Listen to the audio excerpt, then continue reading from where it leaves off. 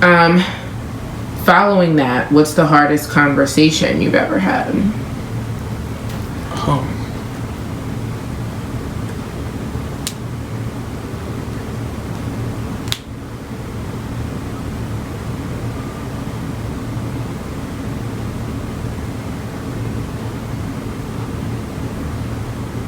I think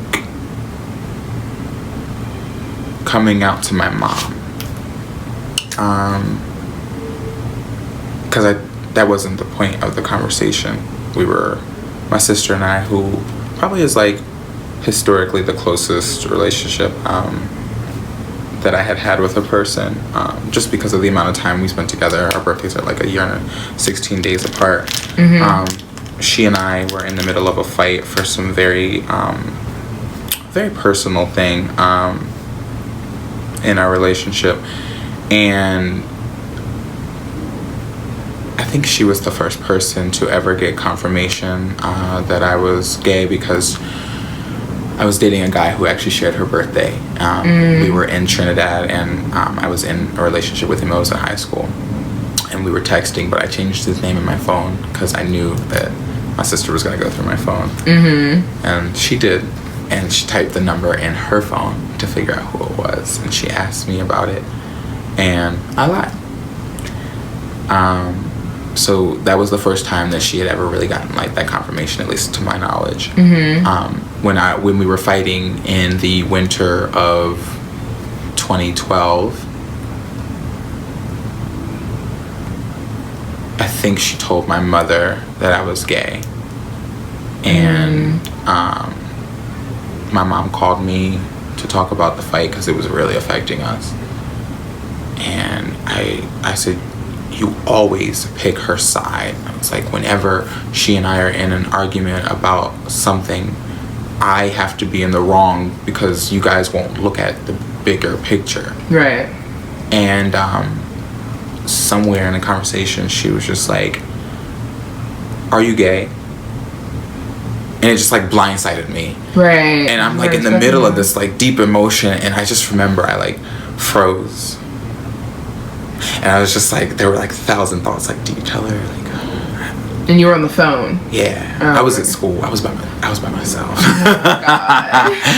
And I was working on it in therapy. So it was different. Everything about that moment was different. This isn't the first time my mother had asked me. And I remember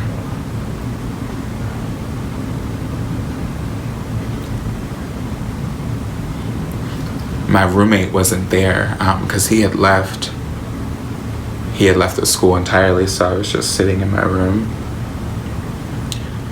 and I didn't know, I had no idea what the next step was going to be, so I just knew that I couldn't keep recycling or like going through the same, they ask me and I say no, and then things happen, and I was just like ready to break free, and I was like, yeah.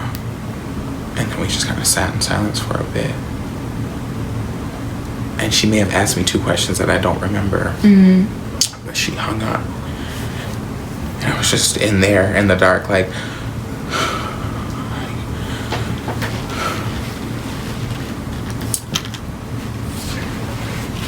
thank you. You're welcome. And I think it was a mixture of it being the first time that I had freed myself,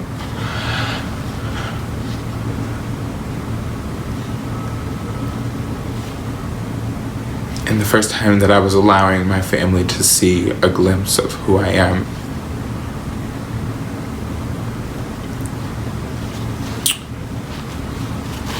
As well as myself. Right.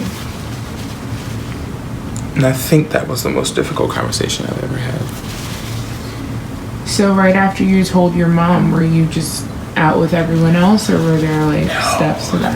Okay. I you know what? It's all a blur after that. That's like the only thing I remember about that situation. I know I trickled and told people like shortly after. Like I even kind of came out to my college friends, who some of them were like, well, yeah. And then one of them was, actually my closest college friend at the time was like, I had no idea. That's so funny. She also may have been in love with me at the time, so you know, we'll tell ourselves what we need to. Right.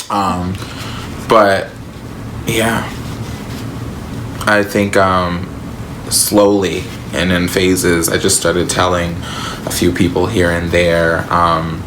But yeah. Awesome. Thanks for getting bragging and raw with me. Yeah, man. What don't you want to tell people but know you should share because it will help someone else? So like, what usually kind of makes you uncomfortable to talk about, but you know you probably should talk about it because you wish somebody else would talk about it? Mental health is a scary thing, and people even still, I think they always just think about like sadness, right? Like depression. Right. But what people don't know is that your mind can do some things that are really, really, really scary. And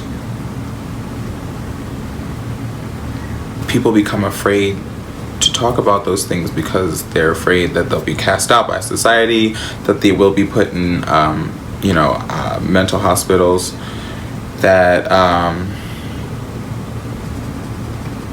but that's the point, right? We talk about these things so we can deal with them, so that, and not that necessarily that we normalize them, but that we normalize dealing with them. That we say, okay, we've got to figure out what the steps are to help people deal with this, instead of just sort of throwing them away, unless I guess they're genuinely a danger. But even when they are a danger, sometimes it's just like the idea of locking people away can just get really like scary. And you know, I've gone through periods in my darkest times when I was experiencing auditory hallucinations. Actually, at my worst, the auditory hallucinations were happening at the job that I left.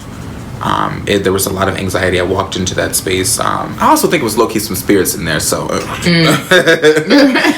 I'm not taking full accountability for that. Right. But I remember I would like just think people were saying my name when they weren't, and I would just hear like whispers, and I was just like scared sometimes, and I was just like, I'm losing my mind. Then I went to therapy. She was like, no, you're functioning, and it doesn't sound like these things are like impacting your relationships or anything. So I really figured out that like anxiety was just really messing with me like a lot. But like who would ever have told me that? Right. Who would I have heard that like these things can lead to you seeing and hearing things that are not there, and that doesn't necessarily mean that you're like schizophrenic or like at the edge of a complete mental breakdown. So I want people to know that mental health can get really, really scary, and that's a part people don't talk about, because they like to, even when we talk about mental health, we talk about like the lightest things about it, just like the easiest things to talk about it, like sadness, self-care, go take a bath. Yeah, but we don't talk about how gritty and ugly, and as Ari Lennox would say, disgusting mental illness can get. It can get bad. Yeah.